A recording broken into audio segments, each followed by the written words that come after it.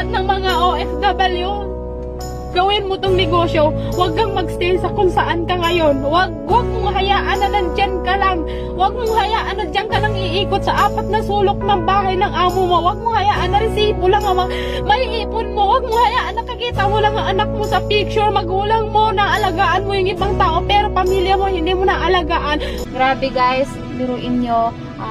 Grade 5 lang naman po ako, tubong Cotabato, naging OFW kasi nga, sino nga tatanggap sa gaya ko na grade 5 lang, anong magiging buhay ng isang grade 5, kaya naisipan ko maging OFW, and grabe, sa pagiging OFW 4 years ako nandun, at walang nangyari sa akin, puro padala, puro resibo, and grabe, nung nakita ko tong negosyo na to, ginrab ko siya, kahit wala akong pera, ginawan ko ng paraan. And yung nag-aakala na isang probinsya, na isang grade 5 yung Cotabato magkakaroon ng ganitong sasakyan. Kaya sa lahat ng mga single mom, sa lahat ng mga babae, sa lahat ng kahit ano pang natapos mo, pag wala ka natapos, lakasan mo loob mo, kasi yun lang naman ang meron ako. Ang tagal ko nag-abroad, ang tagal kong nangarap na kabili kahit motor, pero hindi ko nabili.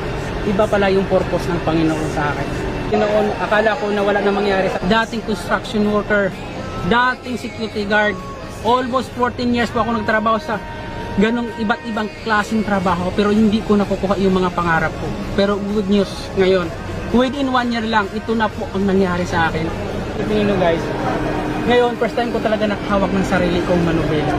Hanggang ngayon hindi po ako makapaniwala kung ano pong nangyari sa akin. Kung dati-rate, kailangan pa namin magkapatid, pikiin yung edad namin, yung mga papers namin papunta abroad.